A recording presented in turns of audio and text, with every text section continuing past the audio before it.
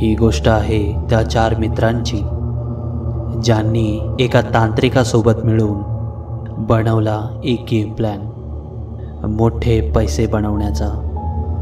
पण गोष्ट तिकडे बिघडली जेव्हा त्या तांत्रिकाच्या मनात दुसरा एक राज होता। तर काय झालं यांच्यासोबत, चला ऐकूयात या भयानक गोष्टीला। जर तुमच्याकडे सुद्धा अशी भयानक गोष्ट किंवा एखादा अनुभव असेल तर मला नक्की शेअर करा।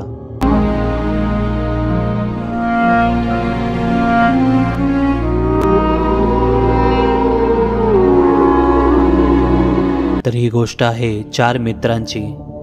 त्यांचं वय 23 ते 25 मध्ये होतं आणि या चौघांचं जे कुटुंब होते ते खूप श्रीमंत असे होते। तर त्यांचं जे कुटुंब होतं त्यांचं एक समाजात चांगलं व्यक्तिमत्व होतं। पण जी ही मुलं होती ती थोडी हरामखोर टाईपची होती, कारण ह्यांना कामधंद्याशी काही मतलब नव्हतं। त्यांच्या घरचं फॅमिली बिझनेस होतं, त्याच्याशी यांचं काही घेणं देणं नव्हतं। हे लोक नशा करायचे आणि सगळ्यांना खूप त्रास द्यायचे। दारू पिलेल्या हालतमध्ये मुलींना छेडणं, प्रयत्न करणं की त्यांच्यासोबत काहीतरी चुकीचं करावं म्हणून। पूर्ण एरियामध्ये हे लोक ह्या सगळ्या गोष्टींसाठी खूप फेमस होते आणि सर्व यांना घाबरायचे। बाईकवर बसून हे यायचे आणि लोकांना पाहिजे तसं वागवायचे आणि ह्यासोबतच नशेच्या हालतमध्ये हे लोकांना लुटायचे सुद्धा आणि पूर्ण रात्रभर रस्त्याच्या कडेला पडून असायचे। लोक जेव्हा यांच्या घरच्यांकडे पोचायचे तेव्हा त्यांना खूप वाईट वाटायचं। त्यांच्या कुटुंबांनी खूप मेहनतीने आपला फॅमिली बिझनेस उभा केलेला होता, पण त्यांनी कधी विचारच केला नव्हता की त्यांची मुलं अशी नालायक निघतील। शेवटच्या टोकापर्यंत प्रयत्न करूनसुद्धा ती मुलं ऐकत नव्हती। पण जेव्हा ते नाही ऐकले तेव्हा त्यांच्या कुटुंबांनी त्यांना स्पष्टपणे सांगितलं आणि त्यांना घरातून बाहेर काढलं आणि म्हणाले, आता या घरात तुम्ही तोपर्यंत पाय नका ठेवू जोपर्यंत तुम्ही तुमच्या मेहनतीने पैसा कमवून नाही आणाल। आता जेव्हा घरवाल्यांकडून इन्कम येणं बंद झालं, घर सुटलं, 4ही मित्र घराबाहेर पडले, तेव्हा त्यांनी विचार केला की व्यवस्थितपणे इमानदारीने आपण पैसे कमवूया आणि घरच्यांना दाखवून देऊया। त्यांनी खूप प्रयत्न केले पण त्यांना त्यात काही यश नाही आलं आणि जेव्हा ते सरळ पद्धतीने कमवू नाही शकले तेव्हा त्यांनी शोधलं एक उलटा रस्ता। हां, त्यांच्या डोक्यात एक गोष्ट आली की अगर घी सीधी उंगली से न निकले तो उंगली टेढ़ी करनी पड़ती है। आणि त्यांनी तसंच प्लॅन केलं। त्यांनी प्लॅन केला की आपण एका तांत्रिकाला आपलं पार्टनर बनवायचं आणि त्या तांत्रिक थ्रू ते लोक वेगवेगळ्या लोकांवर काळा जादू करायचं किंवा त्यांच्यावर आत्मा किंवा भूतप्रेत सोडायचं आणि मग त्यांना सोडवायच्या नावावर ते त्यांच्याकडून पैसे काढून घेणार। मस्त गेम प्लॅन त्यांनी विचार केला होता, पण ह्यासाठी त्यांना असा एक तांत्रिक पाहिजे होता जो त्यांची ह्यात साथ देऊ शकतो। ह्या लोकांनी एक एक करून तांत्रिकाला शोधायला सुरुवात केली। एक एक करून ते सगळ्या तांत्रिकाकडे विचारायला गेले, पण सगळ्या तांत्रिकांनीच त्यांच्या या चुकीच्या मार्गावर साथ देण्यासाठी नकार दिला, फक्त एक तांत्रिक सोडून। ते एका तांत्रिकाकडे पोहोचले आणि त्या तांत्रिकाला पूर्ण प्लॅन सांगितलं। तर जसं हे एक्साइटेड होते चुकीच्या रस्त्यावरून पैसे कमवण्यासाठी, तसेच विचार त्या तांत्रिकाचे सुद्धा होते आणि त्या तांत्रिकाने यांची त्या पैशाला कमवण्याची इच्छा, त्या हवसला बरोबर ओळखलं आणि तो म्हणाला, ठीक आहे, मी तुमच्यासोबत काम करायला तयार आहे, पण माझी एक अट आहे। तर ह्या चौघांनी विचारलं, कोणती अट? तर तो तांत्रिक म्हणाला, माझी अट अशी आहे की तुमच्यासोबत काम सुरू करण्याआधी तुम्ही मला एक गरोदर बाईचा मृतदेह आणून द्या। हे ऐकून सगळे शॉक झाले की गरोदर बाईची बॉडी कुठनं आणून देणार। तो म्हणाला, हां, जोपर्यंत तुम्ही मला ती बॉडी आणून नाही देणार तोपर्यंत मी तुमच्यासोबत काम नाही करणार. तर चौघं एक दुसऱ्याकडे बघू लागले आणि त्यांनी डिसाईड केलं की ठीक आहे, आम्ही प्रयत्न करतो. तर तो तांत्रिक म्हणाला, ठीक आहे, जेव्हाही तुम्हाला ती बॉडी मिळेल तुम्ही ती बॉडी घेऊन माझ्याकडे या. तर हे चौघे मित्र बाहेर निघाले आणि आपसात बोलू लागले की तो हे काय म्हणाला, गरोदरबाईची डेड बॉडी कुठून आणणार. तर त्यांच्यातला एक मित्र म्हणाला, एक काम करूया, आपण एका गरोदरबाईला शोधूया आणि तिचा जीव घेऊन टाकूया आणि तिला मारून तिची डेड बॉडी इथे घेऊन येऊया. तर बाकी तिघं म्हणाले, अरे काय पागल झालास काय, असं थोडी करू शकतो आपण, कसं घेऊन येणार आपण, पागल आहेस काय. आणि एका वेळेसाठी ह्यांनी तो प्लॅनसुद्धा केला की एका प्रेग्नंट बाईला मारून तिची बॉडी तांत्रिकाकडे घेऊन येणार. या चक्करमध्ये त्यांनी अनेक घरामध्ये शोध केला, पण त्यांचा हा प्लॅन सक्सेसफुल नाही झाला. मग त्यांनी एक दुसरा प्लॅन तयार केला, कारण यांच्या डोक्यावर तर पैसे कमावण्याचा भूत आला होता आणि त्यांनी तो प्लॅन नक्की केला होता की काळ्या जादूचा वापर करून आपण पैसे कमवायचे. मग हे हॉस्पिटलच्या चक्रा मारू लागले. हॉस्पिटलच्या स्टाफला पटवायला सुरुवात केली. त्यांच्यासोबत बोलायचे की तुमच्याकडे एखाद्या प्रेग्नंट बाईचा मृत्यू झाला तर आम्हाला त्याची बॉडी द्याल का. तर सगळ्या हॉस्पिटलच्या स्टाफनी त्यांना नाहीच म्हणाले. पण यांनी कसं कसं करून सगळ्या हॉस्पिटलमध्ये आपली सेटिंग बसवली. आणि एक दिवस यांना एक टीप मिळाली की एका हॉस्पिटलमध्ये एका गरोदर बाईचा मृत्यू झाला आहे. हे लोक लगेच तिकडे पोहोचून त्यांनी स्टाफशी बोलणं केलं की आम्हाला ही बॉडी पाहिजे. तेव्हा स्टाफ म्हणाले, नाही नाही, असं थोडी होतं, आम्ही ही बॉडी देत नाही, आम्ही ही बॉडी फक्त त्यांच्या कुटुंबाला देणार. म्हणजे ती बॉडी विकत घेण्याचे हे लोक बोलत होते. पण हॉस्पिटलचा स्टाफ त्यांना तोंडावर नाही म्हणाला.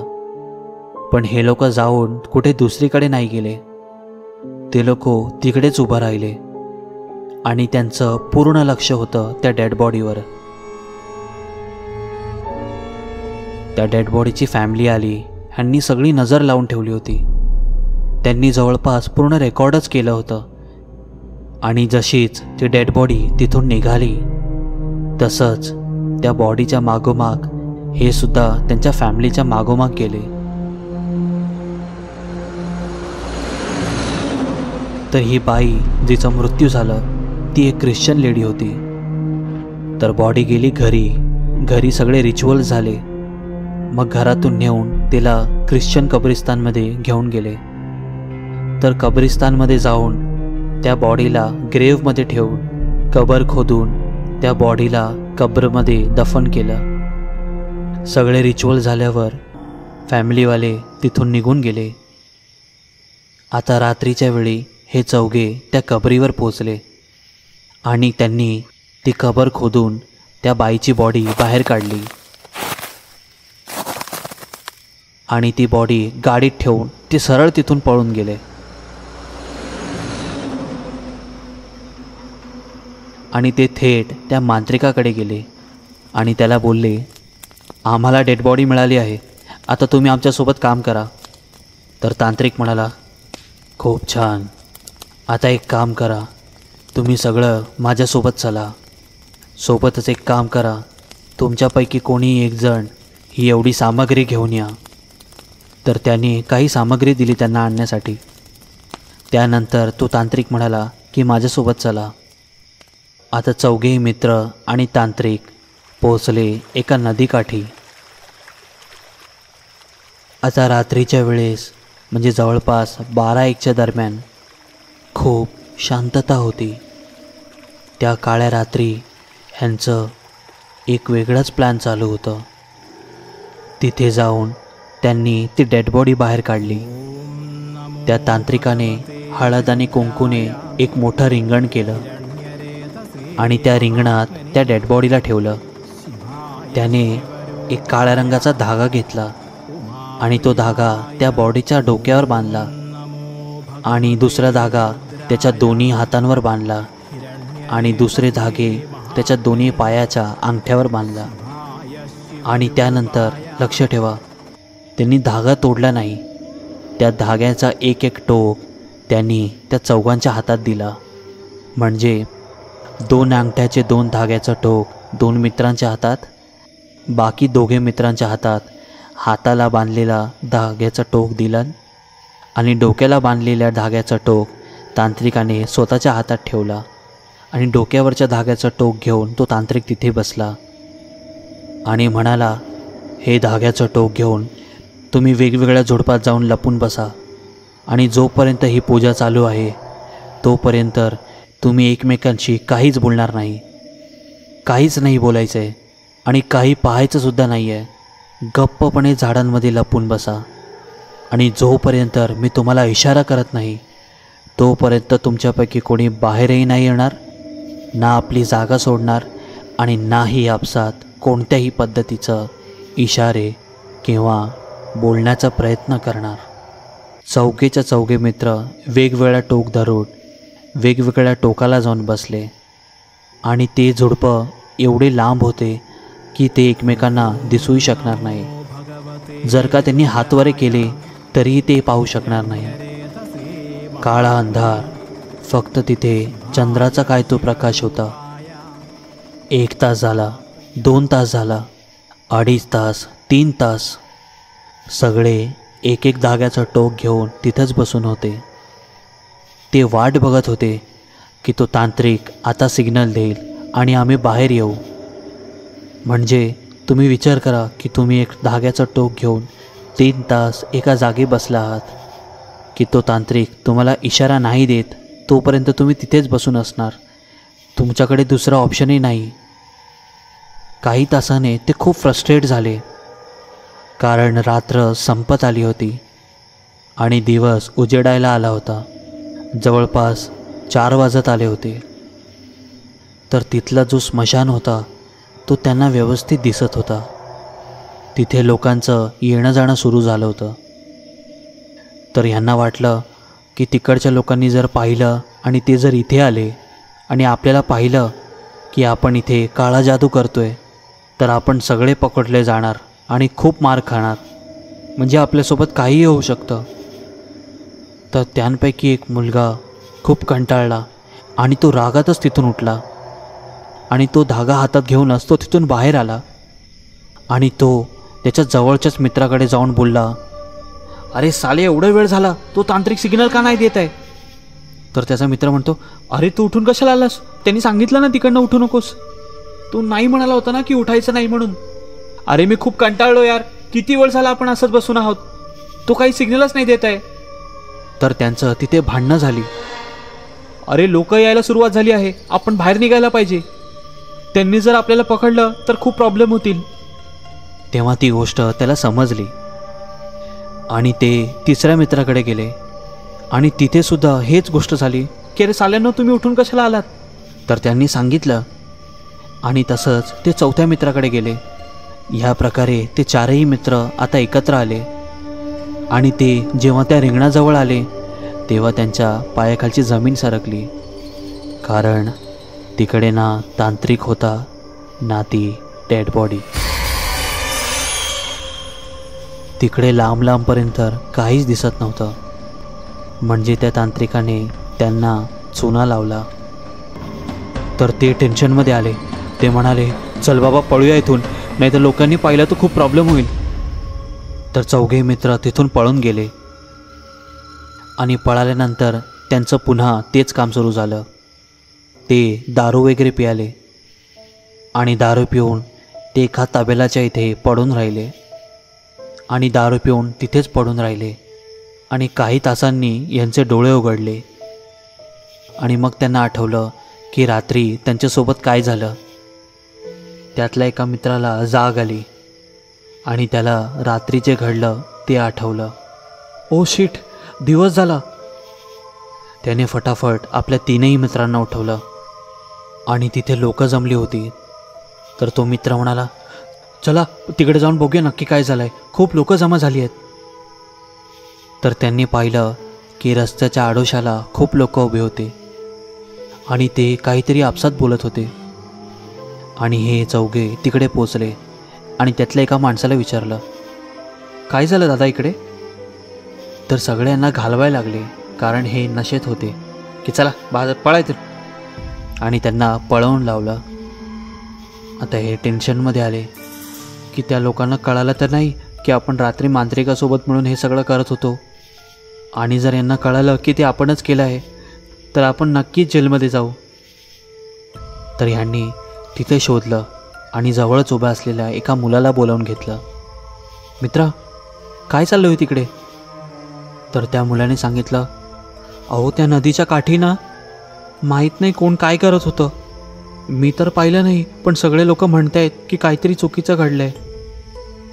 तर त्यांनी त्या मुलाला आणखीन विचारण्याचा प्रयत्न केला आणि त्यांनी जाणून घ्यायचा प्रयत्न केला, पण नदीकाठी जे काही झालं त्यामध्ये या चौघांचा हात आहे याबद्दल कोणाला माहीत नव्हतं. जेव्हा त्यांना कळालं की यांपैकी कोणाला काही माहीत नाही, तेव्हा ते बिंदास झाले. तेव्हा त्यांनी डिसाईड केलं की आपण नदीकाठी जाऊया आणि बघूया की नक्की काय झालंय. हे चौघेही नदीकाठी गेले आणि त्यांनी जे तिथे पाहिलं तो सीन पाहून त्यांची हालत खराब झाली. तो जो तांत्रिक होता त्याच्या उभ्या शरीराचे 2 तुकडे झाले होते, आणि त्या बाईची जी डेड बॉडी होती तिच्या पोटात जो बाळ होता तो पोट फाटून बाहेर आला होता. जसं काही तिचा पोट कापून कोणीतरी त्या बाळाला बाहेर काढलं असेल, आणि तिच्या आजूबाजूला तेच धागे पसरले होते. तर जेव्हा त्यांनी हा नजारा पाहिला तर त्या गर्दीत खूप असे गुरु, बाबा, मांत्रिकसुद्धा होते, आणि ते लोकांना सांगत होते की या तांत्रिकाने ही चुकीची तांत्रिक क्रिया केली आहे. पूर्ण दुनियाच्या ताकदी तो आपल्याकडे एकटवायचा प्रयत्न करत होता, आणि या क्रियेसाठी हा नक्कीच एकटा नव्हता. या क्रियेसाठी याच्यासोबत 4 लोक आणखीन होते, ज्या लोकांनी याची साथ दिली असेल. तो तांत्रिक काय करणार होता की या बाईसोबत तो त्या चौघांचीही बली देणार होता, आणि तेव्हाच त्याची ती तांत्रिक क्रिया पूर्ण झाली असती. तेव्हा लोकांना कळालं की कोणीतरी 4 लोक होती ज्यांनी या तांत्रिकासोबत मिळून ही क्रिया केली होती, पण ते 4 लोक कोण होती हे कोणालाच माहीत नव्हतं. पण या चौघांव्यतिरिक्त त्यामध्ये कोण सामील होतं हे तिकडे कोणालाच माहीत नव्हतं. तेव्हा यांना कळालं तो तांत्रिक ॲक्च्युली यांची साथ देत नव्हता, तो तर यांचीच बळी देणार होता. तेव्हा यांना समजलं की शॉर्टकट रस्त्याने पैसे कमवण्यामध्ये किती जोखम आहे. तेव्हापासून त्यांना अक्कल आली. त्यानंतर ते पुन्हा आपल्या घरी पोचले आणि आपल्या कुटुंबाकडून माफी मागितली, आणि त्यांना हे प्रॉमिस केलं की आजच्या नंतर आम्ही सरळ रस्त्यानेच पैसे कमवू. आणि मग हळूहळू प्रयत्न करून त्यांनी सरळ रस्त्याने पैसे कमवायला सुरुवात केली, आणि त्यानंतर त्यांनी आपल्या फॅमिली बिझनेसला सांभाळलं, आणि नंतर कधीच त्या उलट्या रस्त्याने पैसा कमवण्याचा विचार त्यांच्या डोक्यात आला नाही.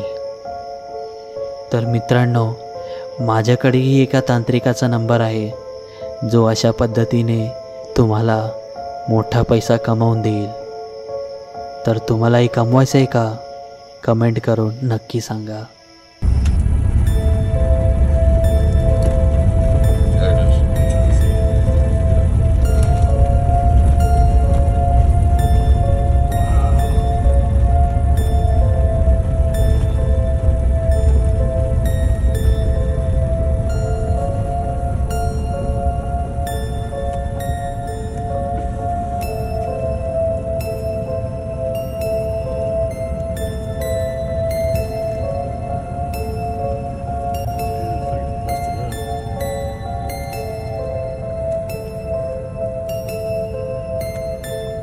Holy.